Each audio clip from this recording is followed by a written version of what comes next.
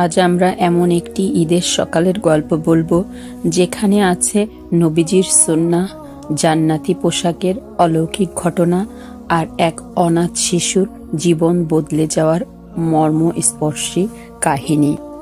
আসসালামু আলাইকুম প্রিয় দর্শক, আশা করি আল্লাহর রহমতে আপনারা সবাই ভালো আছেন।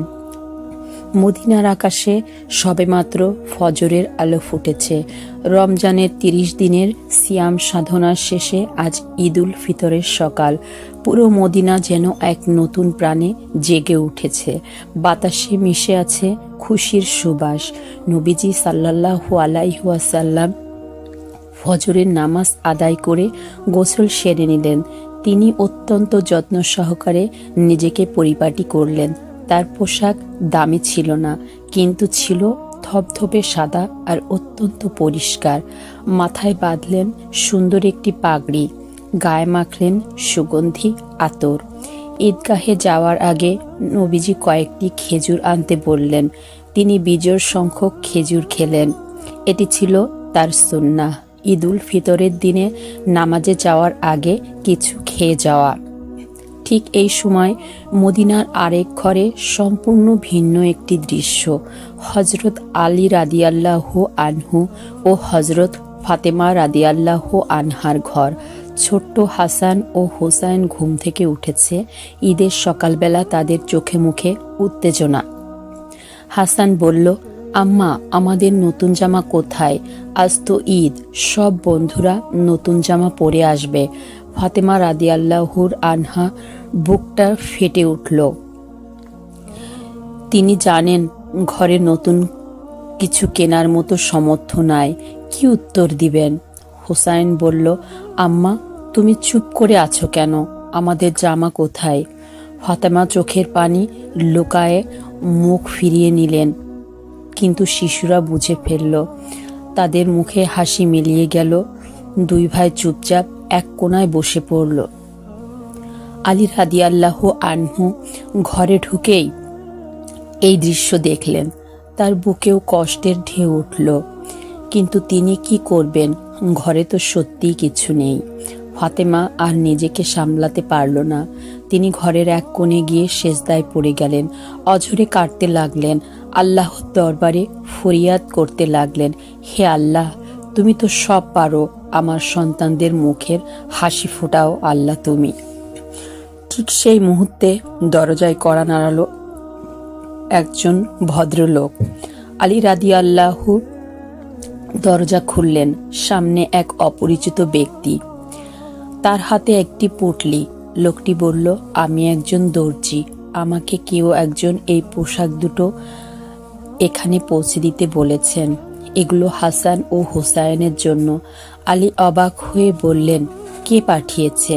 কিন্তু লোকটি কোনো উত্তর না দিয়েই চলে গেল। আলী পুঁটলিটা খুললেন। ভেতরে দুটো পোশাক। এত সুন্দর পোশাক তিনি জীবনে কোনোদিনও দেখেননি। কাপড়ের বুনন, রং, সুগন্ধ সব যেন এক অনন্য জগতের। এই পৃথিবীর কোনো কাপড় এমন হতে পারে না। ফাতেমার সেজদা থেকে উঠে এসে পোশাক দুটো দেখল। তার চোখ বিস্মিত হলো। তিনি বুঝতে পারলেন আল্লাহ তার দোয়া কবুল করেছেন। হাসান আর হুসাইন দৌড়ে এলেন। তাদের চোখে আবার আলো ফিরে এলো। তারা সেই জান্নাতি পোশাক গায়ে দিল। আলী রাদিয়াল্লাহু আনহু বললেন, ফাতেমা, তুমি কি বুঝতে পেরেছ? যে লোকটি এসেছিল সে কোনো সাধারণ মানুষ ছিল না। এটি আল্লাহর কুদরত। ওই ব্যক্তি ছিলেন একজন ফেরেশতা। ফাতেমা শুকরিয়ার সেজদায় আবারও লুটিয়ে পড়লেন। এদিকে নবীজি সাল্লাল্লাহু আলাইহি ওয়াসাল্লাম ঈদগাহের উদ্দেশ্যে রওনা হলেন। তিনি একটি নির্দিষ্ট রাস্তা দিয়ে হেঁটে যাচ্ছিলেন। পথে যাকেই পাচ্ছিলেন তাকে ঈদের শুভেচ্ছা জানাচ্ছিলেন, মুসাহাফা করছিলেন, হাসি মুখে কুশল বিনিময় করছিলেন। সাহাবীরা জিজ্ঞেস করলেন, ইয়া রাসূলুল্লাহ, আপনি এই রাস্তা দিয়ে যাচ্ছেন, ফিরবেনও কি এই একই রাস্তা দিয়ে? নবীজি বললেন, না, ফেরার সময় অন্য রাস্তা দিয়ে আসব, যাতে বেশি মানুষের সাথে দেখা হয়, বেশি মানুষকে সালাম দেওয়া যায়, বেশি মানুষের খোঁজ খবর নেওয়া যায়। এটি ছিল নবীজির সুন্নাহ, ঈদের দিন মানুষের সাথে সম্পর্ক বাড়ানো। ঈদগাহে পৌঁছে গিয়েছেন নবীজি। তারপর তিনি নামাজ পড়ালেন, তারপর খুতবা দিতে দাঁড়ালেন। পুরো মদিনার মানুষ সেখানে সমবেত।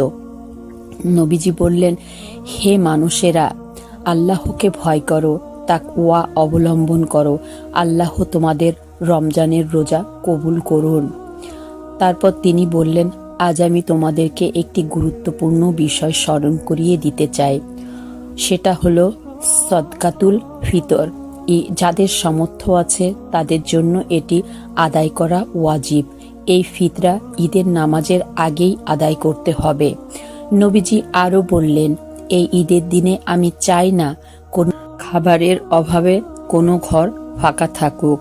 যাও দেখে আসো তোমরা প্রতিবেশীর ঘরে খাবার আছে কিনা, অভাবীদের খোঁজ নাও। এমন সময় একজন সাহাবী লক্ষ্য করলেন হযরত ওমর রাদিয়াল্লাহু আনহু এক পাশে দাঁড়িয়ে চোখ মুছছেন। ঈদের এই খুশির দিনে তিনি কাঁদছেন। সাহাবী জিজ্ঞেস করলেন, হে ওমর, আজ ঈদের দিন, সবাই আনন্দ করছে, আপনি কাঁদছেন কেন? ওমর রাদিয়াল্লাহু আনহু বললেন, ভাই, ঈদ তো তার জন্য যার গুনাহ মাফ হয়েছে, ঈদ তো তার জন্য যার তওবা কবুল হয়েছে, ঈদ তো তার জন্য যার ইবাদত আল্লাহ গ্রহণ করেছেন। তিনি আরো বললেন, কিন্তু আমি কি জানি আমার আমল আদেও কবুল হয়েছে কিনা? আমি কি জানি আমার রোজা আল্লাহর কাছে গৃহীত হয়েছে কিনা? এই অনিশ্চয়তায় আমাকে কাঁদাচ্ছে। এই ছিল সাহাবীদের তাকওয়া, এই ছিল তাদের আল্লাহ ভীরু। ঈদের খুশির মধ্যেও তারা আখিরাতের চিন্তায় ভুললেন না। ঈদগাহ থেকে ফিরে নবীজি সাল্লাল্লাহু আলাইহি ওয়াসাল্লাম ঘরে এলেন। ঘরে ঈদের খাবার তৈরি, সুন্দর সুগন্ধ ছড়াচ্ছে, কিন্তু নবীজি খাবারে হাত দিলেন না। তিনি হাসান ও হুসাইনকে ডাকলেন, বললেন, ভাইরা, তোমাদের একটা কাজ করতে হবে। হাসান ও হুসাইন বলল, বলুন নানাজান, কি করতে হবে? নবীজি বললেন, এই খাবারের একটা অংশ নিয়ে পাশের বাড়িতে দিয়ে আসো। সেই পরিবারের একজন বিধবা মা আছেন, 3টি সন্তান নিয়ে থাকেন তিনি। তাদের ঘরে আজ হয়তো কিছু রান্না হয়নি। হাসান ও হুসাইন খাবার নিয়ে বের হলো। তারপর নবীজি আর একটা অংশ পাঠালেন আর এক প্রতিবেশীর ঘরে। সেখানে এক বৃদ্ধ একা থাকেন। তৃতীয় অংশ পাঠালেন আর এক অভাবী পরিবারে। 3 ঘরে খাবার পাঠানোর পর নবীজি নিজের খাবার খেতে বসলেন। এই ছিল নবীজির শিক্ষা, নিজের আগে অন্যের কথা ভাবা। ঈদের আনন্দ একা একা না ভোগ করে সবার সাথে ভাগ করে নেওয়া। খাওয়া শেষে নবীজি মসজিদে নবাবিতে এলেন। সেখানে তখন এক বিশেষ আয়োজন চলছে। হাফসি সাহাবীরা যুদ্ধ প্রশিক্ষণে কসরত দেখাচ্ছেন, তলোয়ার চালানো, ঢাল ব্যবহার, বিভিন্ন কৌশল। হযরত আয়েশা রাদিয়াল্লাহু আনহা ঘরে ছিলেন। তিনি এই খেলা দেখার আগ্রহ প্রকাশ করলেন। নবীজি বললেন, আচ্ছা চলো দেখাবো। তিনি আয়েশাকে সাথে নিয়ে মসজিদের নবাবির প্রাঙ্গণে এলেন, কিন্তু ভিড়ের মধ্যে আয়েশা ভালোভাবে দেখতে পাচ্ছিলেন না। নবীজি নিজের চাদর দিয়ে আড়াল করে আয়েশাকে সামনে দাঁড় করালেন, যাতে তিনি আরামে দেখতে পান। আয়েশা অনেকক্ষণ ধরে খেলা দেখলেন। নবীজি দীর্ঘক্ষণ দাঁড়িয়ে রইলেন। একসময় নবীজি জিজ্ঞেস করলেন, তোমার কি খেলা দেখা হয়েছে? আয়েশা বললেন, আর একটু। নবীজি আবার দাঁড়িয়ে রইলেন। আবার জিজ্ঞাসা করলেন, এখন কি শেষ হয়েছে? আয়েশা বললেন, আর একটু দেখি। নবীজি বিন্দুমাত্র বিরক্ত হলেন না, ধৈর্য ধরে অপেক্ষা করলেন যতক্ষণ আয়েশার মন না ভরল। এই ছিল নবীজির পারিবারিক জীবন, স্ত্রীর প্রতি তার ভালোবাসা, ধৈর্য আর মমতা। বিকেল গড়িয়ে আসছে। নবীজি সাল্লাল্লাহু আলাইহি ওয়াসাল্লাম ঘরে ফিরছিলেন। হঠাৎ এক কোণ থেকে একটা শব্দ এলো। সেটা ছিল কান্নার শব্দ, শিশুর কান্না। নবীজি থামলেন, চারিদিকে তাকালেন। রাস্তার পাশে একটা গাছের নিচে ছোট্ট একটা শিশু বসে কাঁদছে। তার পরনে ছেঁড়া কাপড়, চুল এলোমেলো, মুখে ধুলোবালি মাখা। নবীজি এগিয়ে গেলেন, শিশুটির কাছে বসলেন। তিনি জিজ্ঞেস করলেন, বাবা, তুমি কাঁদছো কেন? আজ তো ঈদের দিন। শিশুটি কাঁদতে কাঁদতে বলল, সবাই ঈদ করছে, সবাই সবারই মা বাবা আছে, কিন্তু আমার কেউ নেই। নবীজির বুকটা ভারী হয়ে গেল। তিনি জিজ্ঞেস করলেন, তোমার বাবা কোথায়, কি হয়েছে? শিশুটি বলল, আব্বা যুদ্ধে গিয়েছিলেন, শহীদ হয়ে গেছেন। নবীজি জিজ্ঞেস করলেন, তোমার মা? শিশুটি আবারও জোরে কাঁদতে লাগলো এবং বলল, আম্মাও মারা গেছেন। নবীজির দুই চোখ বয়ে পানি গড়িয়ে পড়ল। এক অনাথ শিশু ঈদের দিনে একা, তাও আবার পাশে কেউ নাই। নবীজি শিশুটিকে কোলে তুলে নিলেন, বুকে জড়িয়ে ধরলেন, তারপর বললেন, বাবা তুমি আর একা নও। শিশুটি কাঁদতে কাঁদতে নবীজির দিকে তাকিয়ে থাকলো।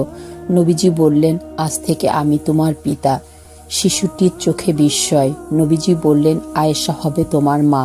শিশুটি আরো অবাক হলেন। আর নবীজি বললেন, ফাতেমা হবে তোমার বোন।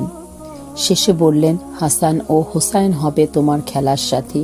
শিশুটি বিশ্বাস করতে পারছিল না, সে কি স্বপ্ন দেখছে। নবীজি তাকে কোলে নিয়ে নিজের ঘরের দিকে হাঁটতে শুরু করলেন। ঘরে ঢুকে নবীজি আয়েশাকে ডাকলেন, বললেন, আয়েশা দেখো, এই আমাদের নতুন সন্তান। আয়েশা রাদিয়াল্লাহু আনহা শিশুটিকে দেখে বুঝতে পারলেন। তিনি শিশুটিকে বুকে জড়িয়ে ধরলেন।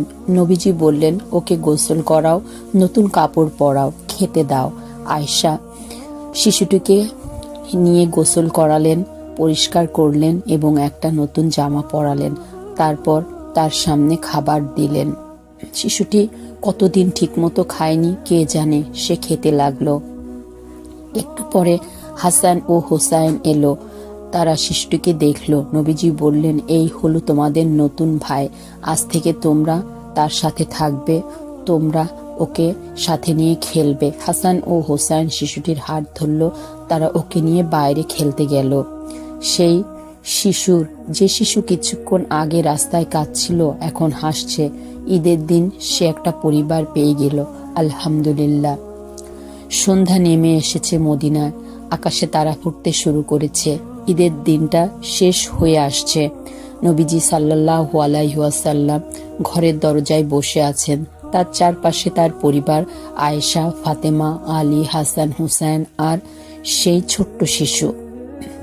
একটা পূর্ণ ঈদ, শুধু নিজের আনন্দ নয়, অন্যের মুখে হাসি ফুটানো। প্রিয় দর্শক, এই ছিল নবীজির ঈদ। এখান থেকে আমরা কত কিছু শিখতে পারি। প্রথমত, ঈদের দিনে পরিষ্কার পরিচ্ছন্ন থাকা, সুন্দর পরিষ্কার কাপড় পরা, সুগন্ধি ব্যবহার করা। দ্বিতীয়ত, ঈদুল ফিতরের নামাজের আগে কিছু খাওয়া। তৃতীয়ত, সাদকাতুল ফিতর আদায় করা। চতুর্থত, বেশি বেশি মানুষের সাথে দেখা করা, সম্পর্ক রাখা। পঞ্চমত, প্রতিবেশীর খোঁজ নেওয়া এবং তাদের সাথে খাবার ভাগাভাগি করে নেওয়া।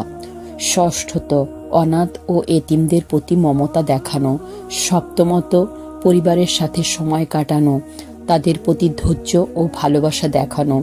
হযরত ফাতেমা দোয়া কবুল করেছিলেন, তিনি জান্নাত থেকে পোশাক পাঠিয়েছিলেন। হযরত ওমর ঈদের দিনও আখিরাতের চিন্তায় কাঁদছিলেন। আর নবীজি একটি অনাথ শিশুকে নিজের পরিবারের অংশ করে নিয়েছিলেন। ঈদ মানে নতুন জামা নয়, ঈদ মানে শুধু সেমাই পায়েস নয়, ঈদ মানে শুধু আনন্দ ফুর্তি নয়, ঈদ মানে ভাগ করে নেওয়া, ঈদ মানে অন্যের পাশে দাঁড়ানো, ঈদ মানে যার কিছু নেই তাকে দেওয়া, ঈদ মানে সেই শিশুর হাসি ফোটানো যে একা কাঁদছিল রাস্তার পাশে। আল্লাহ তাআলা আমাদের সবাইকে নবীজির সুন্নাহ অনুযায়ী ঈদ পালন করার তৌফিক দান করুন, আমিন। আমাদের রোজা, তারাবি, সদকা দেওয়ার সব কবুল করুন, আমাদের গুনাহ মাফ করুন, আমিন। ঈদ মোবারক। প্রিয় দর্শক, ভালো থাকবেন। আসসালামু আলাইকুম। আর প্রিয় দর্শক, যদি আমার এই গল্পটা আপনাদের ভালো লেগে থাকে তাহলে পাশে থাকা বেল আইকনটি চাপ দিয়ে চ্যানেলটি সাবস্ক্রাইব করবেন।